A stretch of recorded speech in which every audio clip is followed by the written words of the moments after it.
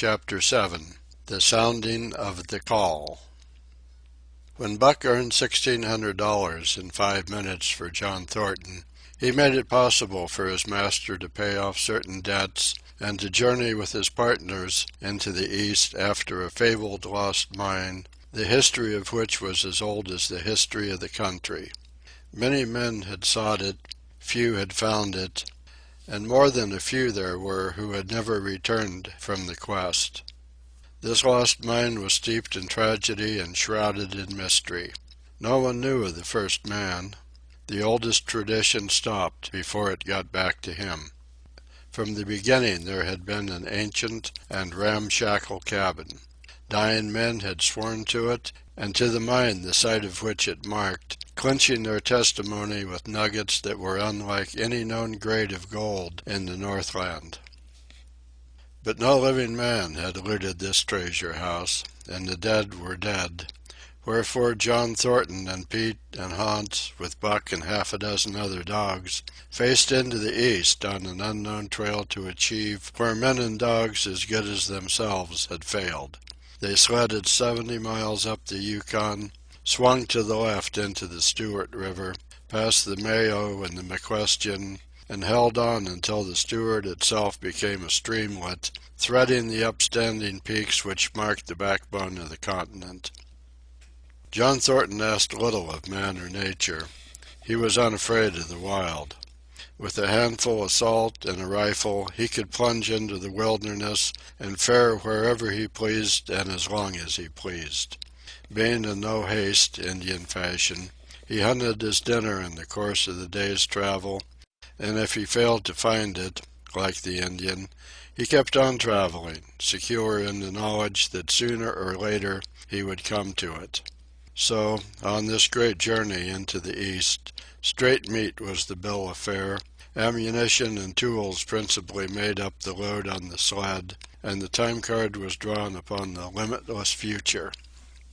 To Buck it was boundless delight, this hunting, fishing, and indefinite wandering through strange places.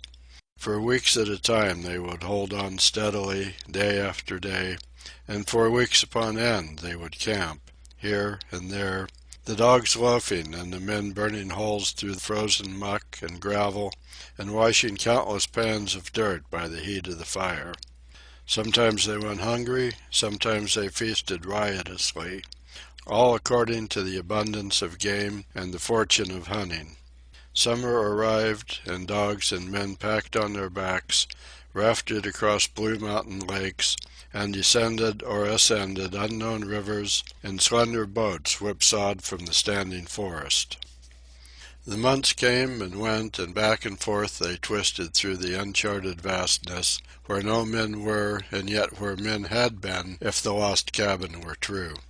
They went across divides and summer blizzards, shivered under the midnight sun on naked mountains between the timberline and the eternal snows, dropped into summer valleys amid swarming gnats and flies, and in the shadows of glaciers picked strawberries and flowers as ripe and fair as any the Southland could boast. In the fall of the year they penetrated a weird lake country, sad and silent, where wildfowl had been, but where then there was no life nor sign of life, only the blowing of chill winds, the forming of ice in sheltered places, and the melancholy rippling of waves on lonely beaches. And through another winter they wandered on the obliterated trails of men who had gone before. Once they came upon a path blazed through the forest, an ancient path, and the lost cabin seemed very near.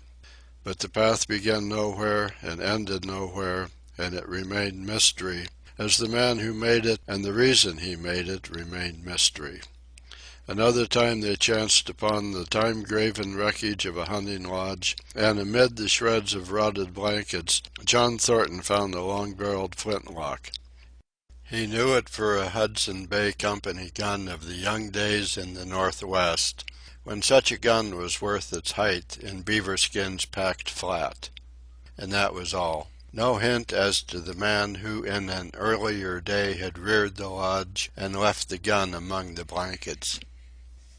Spring came on once more, and at the end of all their wanderings they found, not the lost cabin, but a shallow placer in a broad valley where the gold showed like yellow butter across the bottom of the washing pan. They sought no farther. Each day they worked earned them thousands of dollars in clean dust and nuggets, and they worked every day. The gold was sacked in moose-hide bags, 50 pounds to the bag, and piled like so much firewood outside the Spruce Bough Lodge. Like giants they toiled, days flashing on the heels of days like dreams as they heaped the treasure up. There was nothing for the dogs to do, save the hauling in of meat now and again that Thornton killed, and Buck spent long hours musing by the fire. The vision of the short-legged hairy man came to him more frequently, now that there was little work to be done, and often, blinking by the fire, Buck wandered with him in that other world which he remembered. The salient thing of this other world seemed fear. When he watched the hairy man sleeping by the fire, head between his knees and hands clasped above, Buck saw that he slept restlessly, with many starts and awakenings, at which times he would peer fearfully into the darkness and fling more wood upon the fire. Did they walk by the beach of a sea, where the hairy man gathered shellfish, and ate them as he gathered, it was with eyes that roved everywhere for hidden danger, and with legs prepared to run like the wind at its first appearance.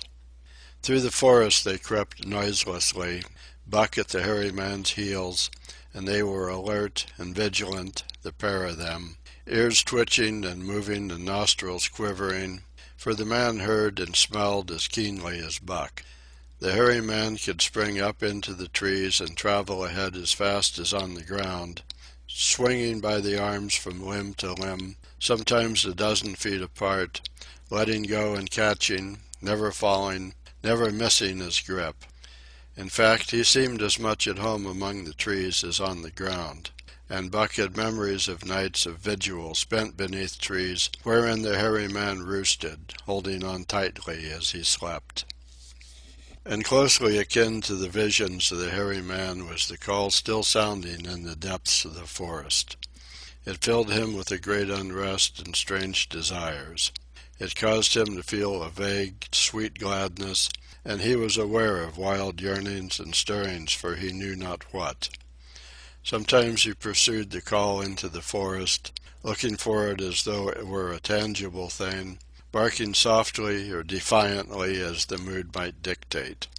He would thrust his nose into the cool wood moss or into the black soil where long grasses grew, and snort with joy at the fat earth smells, or he would crouch for hours, as if in concealment, behind fungus-covered trunks of fallen trees, wide-eyed and wide-eared to all that moved and sounded about him. It might be, lying thus, that he hoped to surprise this call he could not understand. But he did not know why he did these various things. He was impelled to do them, and did not reason about them at all. Irresistible impulses seized him. He would be lying in camp, dozing lazily in the heat of the day, when suddenly his head would lift and his ears cock up, intent and listening, and he would spring to his feet and dash away, and on, for hours, through the forest aisles and across the open spaces where the niggerheads bunched. He loved to run down dry watercourses, and to creep and spy upon the bird life in the woods. For a day at a time he would lie in the underbrush where he could watch the partridges drumming and strutting up and down. But especially he loved to run in the dim twilight of the summer midnights, listening to the subdued and sleepy murmurs of the forest, reading signs and sounds as man may read a book, and seeking for the mysterious something that called, waking or sleeping at all times, for him to come. One night he sprang from sleep with a start, eager-eyed, nostrils quivering and scenting, his mane bristling in recurrent waves. From the forest came the call, or one note of it, for the call was many-noted, distinct and definite as never before, a long-drawn howl, like yet unlike any noise made by husky dog. And he knew it, in the old familiar way, as a sound heard before. He sprang through the sleeping camp and in swift silence dashed through the woods.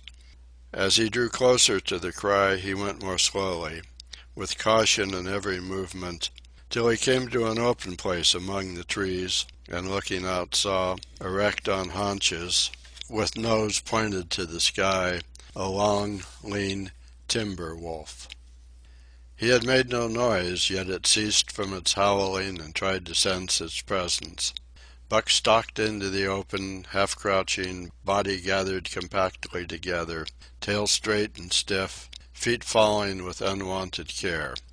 Every movement advertised commingled threatening and overture of friendliness. It was the menacing truce that marks the meeting of wild beasts that prey. But the wolf fled at the sight of him. He followed, with wild leapings, in a frenzy to overtake. He ran him into a blind channel in the bed of the creek where a timber jam barred the way. The wolf whirled about, pivoting on his hind legs after the fashion of Joe and of all cornered husky dogs, snarling and bristling, clipping his teeth together in a continuous and rapid succession of snaps. Buck did not attack, but circled him about and hedged him in with friendly advances. The wolf was suspicious and afraid, for Buck made 3 of him in weight, while his head barely reached Buck's shoulder.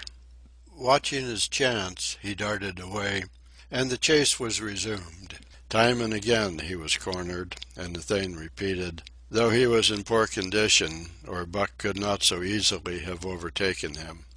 He would run till Buck's head was even with his flank, when he would whirl around at bay, only to dash away again at the first opportunity. But in the end, Buck's pertinacity was rewarded, for the wolf, finding that no harm was intended, finally sniffed noses with him. Then they became friendly and played about in the nervous, half-coy way with which fierce beasts belie their fierceness. After some time of this, the wolf started off at an easy lope in a manner that plainly showed he was going somewhere. He made it clear to Buck that he was to come, and they ran side by side through the somber twilight, straight up the creek bed, into the gorge from which it issued, and across the bleak divide where it took its rise. On the opposite slope of the watershed they came down into a level country where were great stretches of forest and many streams, and through these great stretches they ran steadily, hour after hour, the sun rising higher and the day growing warmer. Buck was wildly glad. He knew he was at last answering the call, running by the side of his wood brother toward the place from where the call surely came. Old memories were coming upon him fast, and he was stirring to them as of old he stirred to the realities of which they were the shadows. He had done this thing before, somewhere in that other and dimly remembered world, and he was doing it again, now, running free in the open, the unpacked earth underfoot, the wide sky overhead. They stopped by a running stream to drink, and, stopping, Buck remembered John Thornton. He sat down. The wolf started on toward the place from where the call surely came, then returned to him, sniffing noses and making actions as though to encourage him. But Buck turned about and started slowly on the back track. For the better part of an hour the wild brother ran by his side, whining softly. Then he sat down, pointed his nose upward, and howled.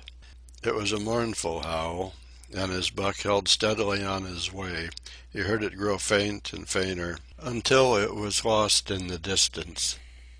John Thornton was eating dinner when Buck dashed into camp and sprang upon him in a frenzy of affection, overturning him, scrambling upon him, licking his face, biting his hand, playing the general Tom Fool, as John Thornton characterized it, the while he shook Buck back and forth and cursed him lovingly.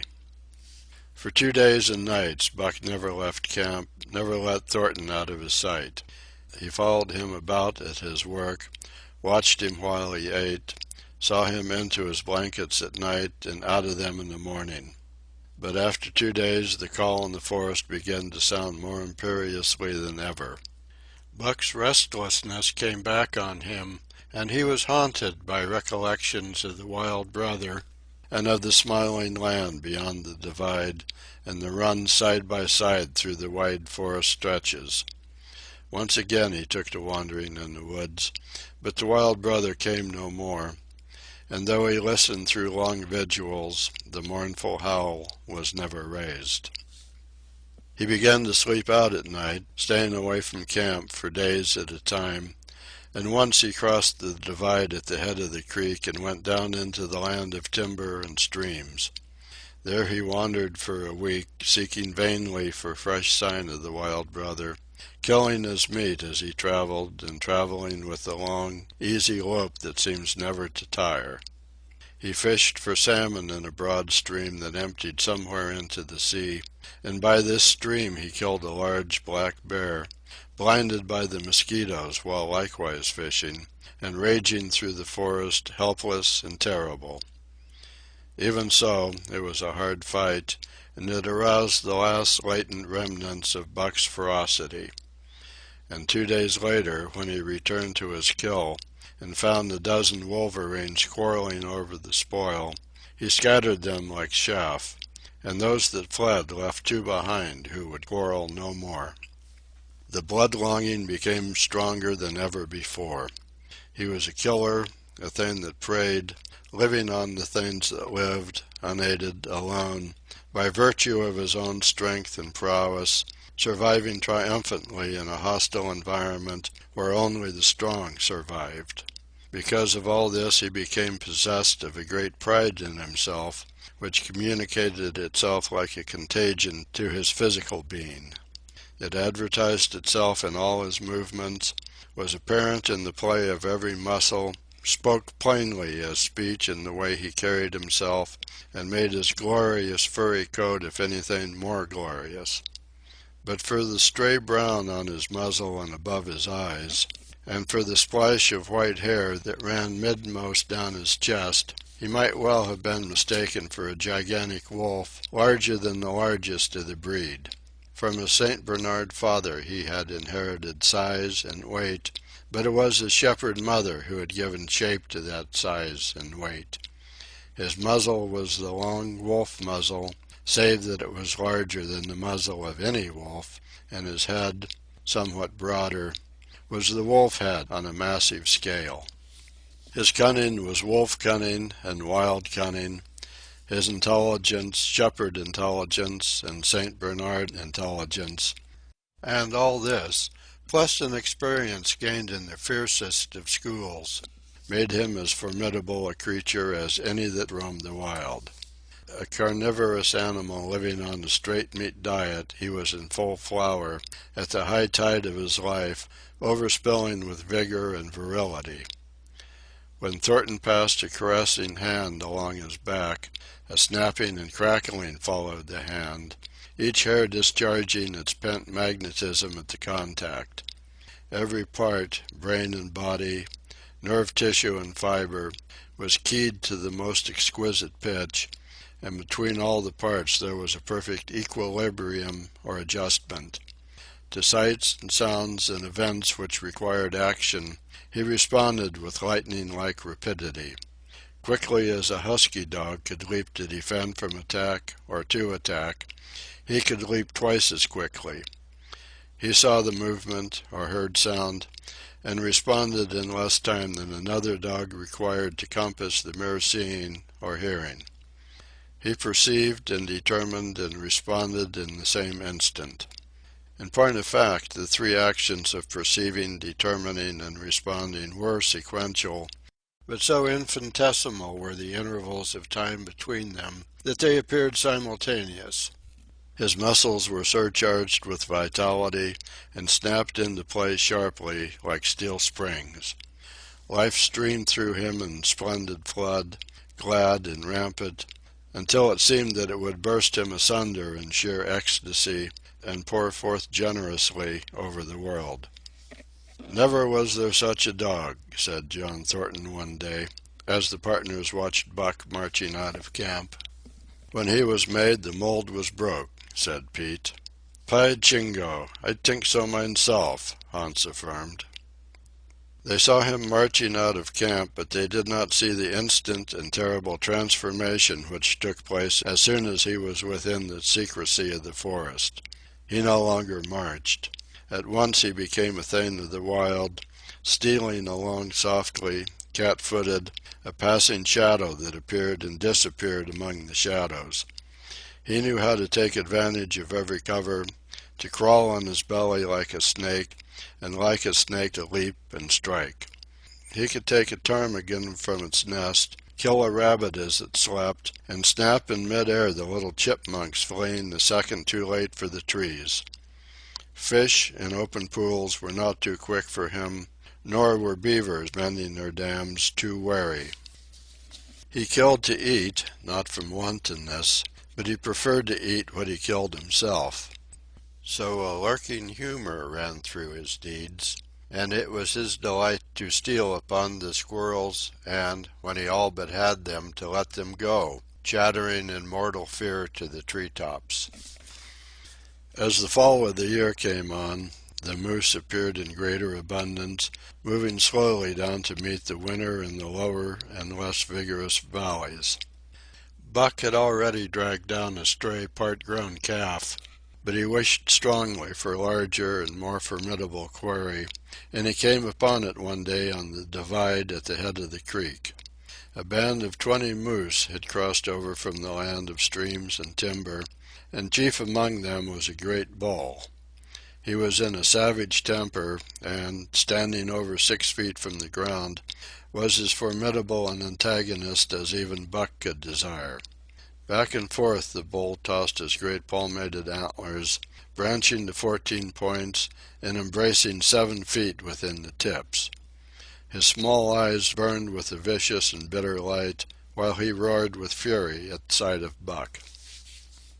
From the bull's side, just forward of the flank, protruded a feathered arrow end, which accounted for his savageness.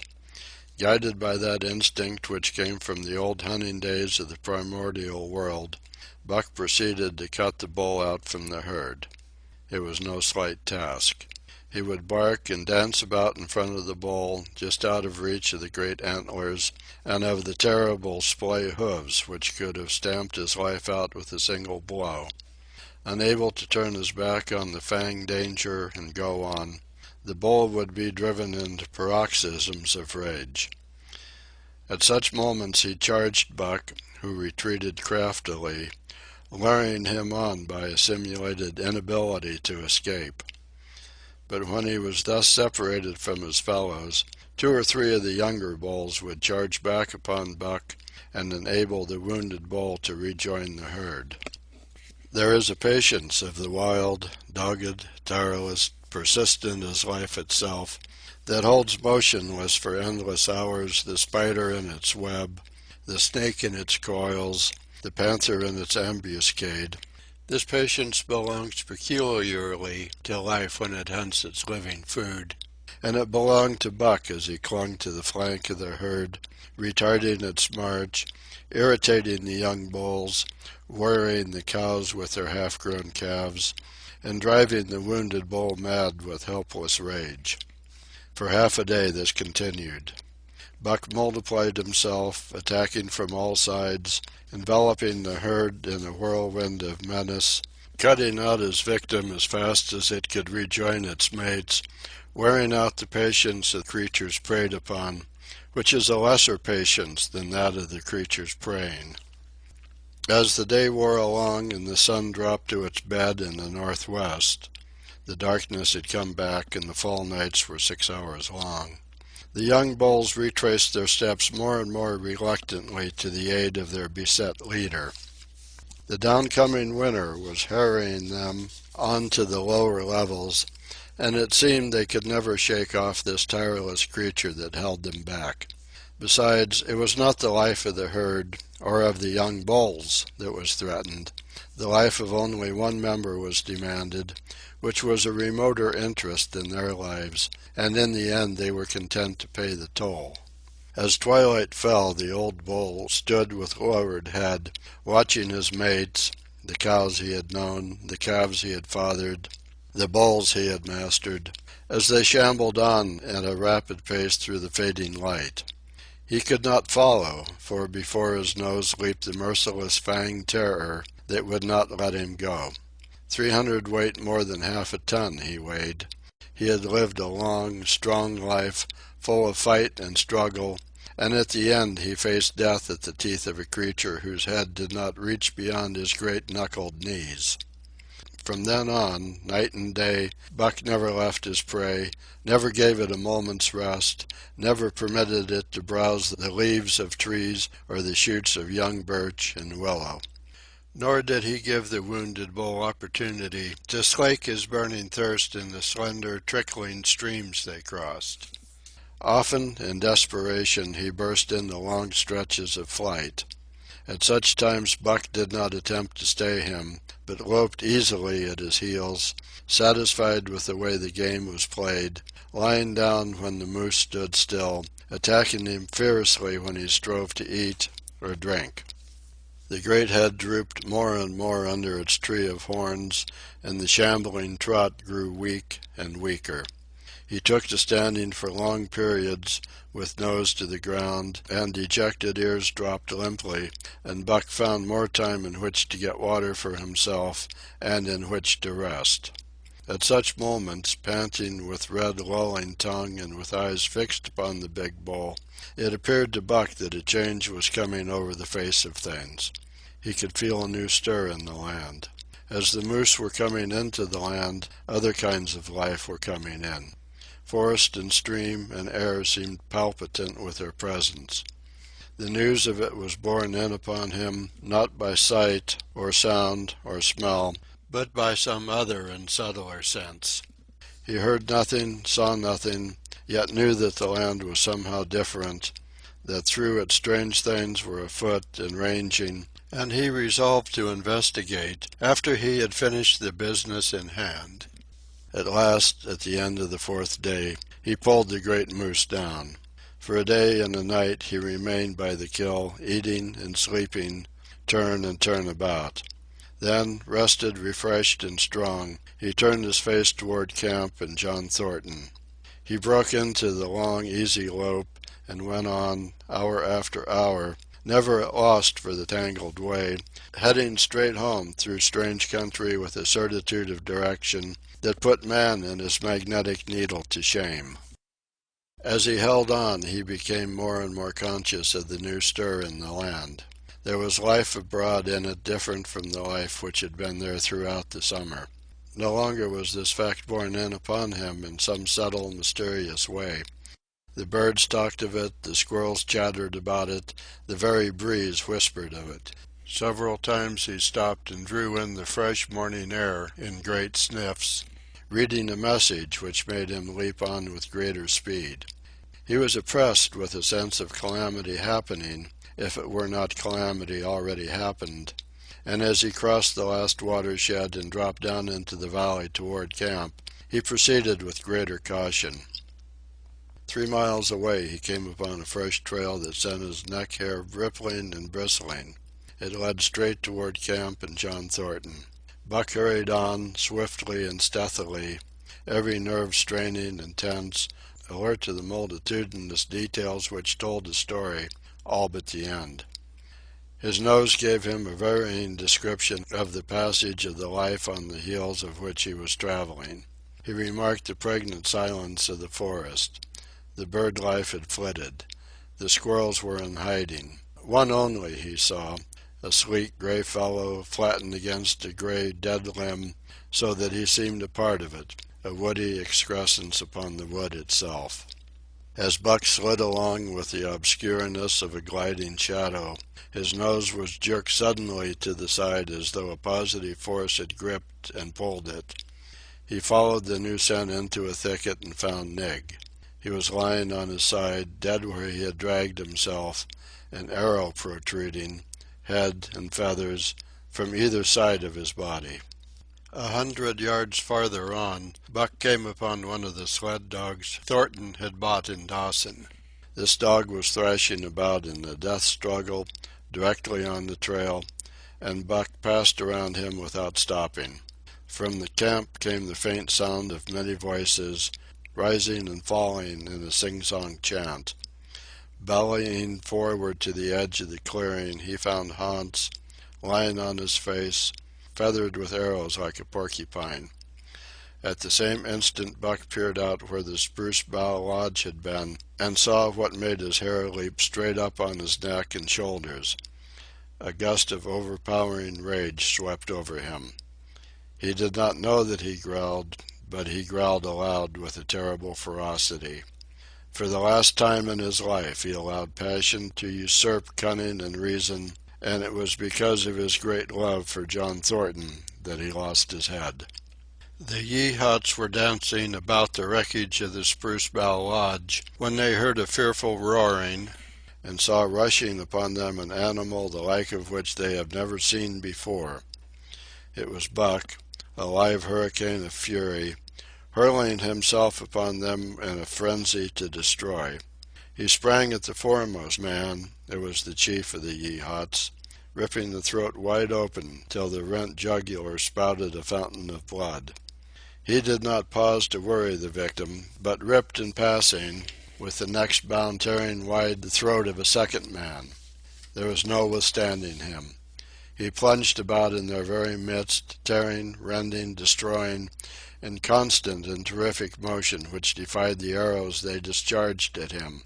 In fact, so inconceivably rapid were his movements, and so closely were the Indians tangled together, that they shot one another with the arrows, and one young hunter, hurling a spear at Buck in mid-air, drove it through the chest of another hunter with such force that the point broke through the skin of the back and stood out beyond. Then a panic seized the Yeehats, and they fled in terror to the woods, proclaiming as they fled the advent of the evil spirit. And truly Buck was the fiend incarnate, raging at their heels and dragging them down like deer as they raced through the trees. It was a fateful day for the Yeehats. They scattered far and wide over the country, and it was not till a week later that the last of the survivors gathered together in a lower valley and counted their losses. As for Buck, wearying of the pursuit, he returned to the desolated camp. He found Pete where he had been killed in his blankets in the first moment of surprise. Thornton's desperate struggle was fresh written on the earth, and Buck scented every detail of it down to the edge of a deep pool. By the edge, head and 4 feet in the water, lay Skeet, faithful to the last. The pool itself, muddy and discolored from the sluice boxes, effectually hid what it contained, and it contained John Thornton, for Buck followed his trace into the water, from which no trace led away. All day Buck brooded by the pool or roamed restlessly about the camp. Death, as a cessation of movement, as a passing out and away from the lives of the living, he knew, and he knew John Thornton was dead. It left a great void in him, somewhat akin to hunger, but a void which ached, and which food could not fill. At times, when he paused to contemplate the carcasses of the Yeehats, he forgot the pain of it, and at such times he was aware of a great pride in himself, a pride greater than any he had yet experienced. He had killed man, the noblest game of all, and he had killed in the face of the law of club and fang. He sniffed the bodies curiously. They had died so easily. It was harder to kill a husky dog than them. They were no match at all, were it not for their arrows and spears and clubs. Thenceforward he would be unafraid of them except when they bore in their hands their arrows, spears, and clubs. Night came on, and a full moon rose high over the trees into the sky, lighting the land till it lay bathed in ghostly day. And with the coming of the night, brooding and mourning by the pool, Buck became alive to a stirring of the new life in the forest other than that which the Yeehats had made.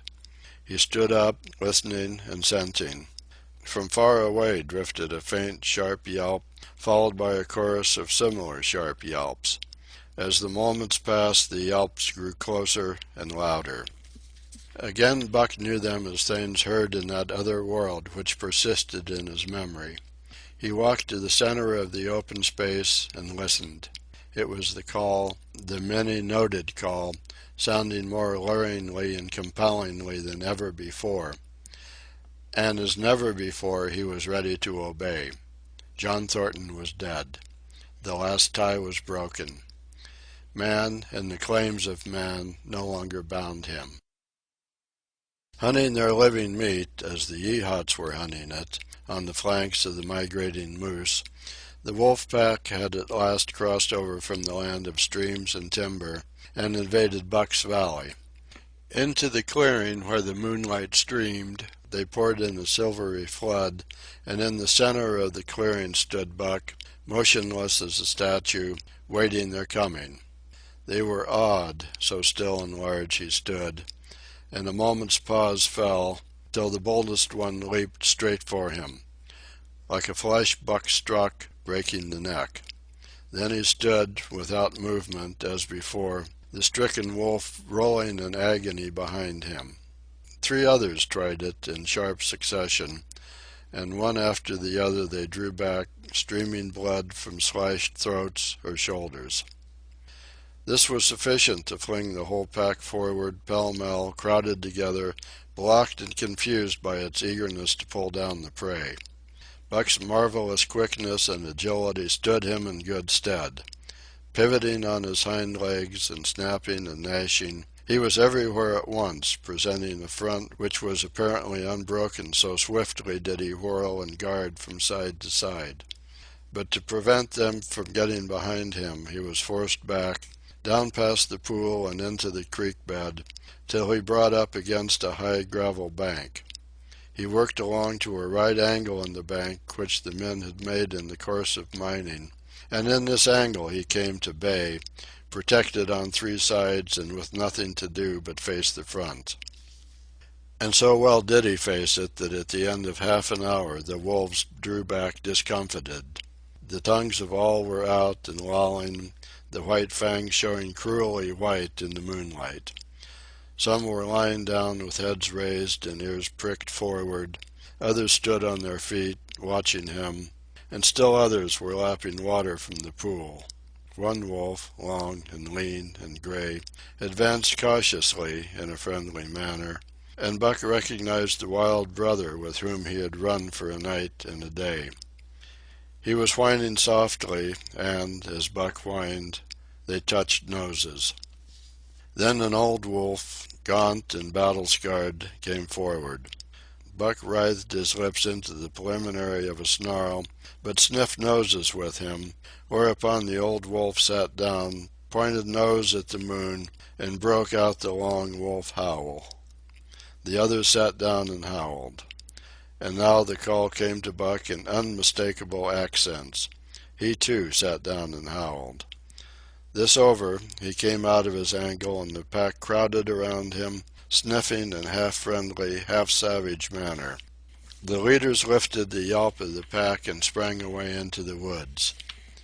The wolves swung in behind, yelping in chorus. And Buck ran with them, side by side with the wild brother, yelping as he ran.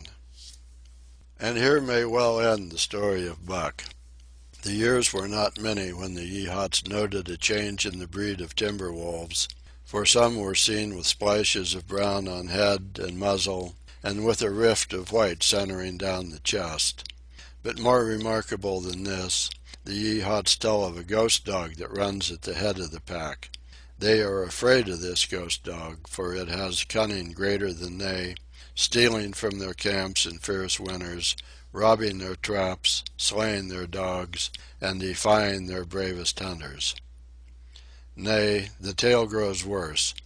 Hunters there are who fail to return to the camp, and hunters there have been whom their tribesmen found with throats slashed cruelly open, and with wolf prints about them in the snow greater than the prints of any wolf.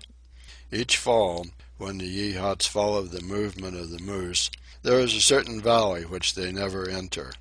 and women there are who become sad when the word goes over the fire of how the evil spirit came to select that valley for an abiding place. In the summers there is one visitor, however, to that valley, of which the Yehots do not know. It is a great, gloriously coated wolf, like, and yet unlike, all other wolves. He crosses alone from the smiling timberland and comes down into an open space among the trees.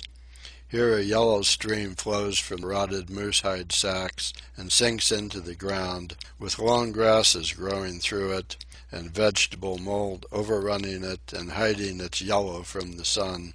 And here he muses for a time, howling once, long and mournfully, ere he departs. But he is not always alone.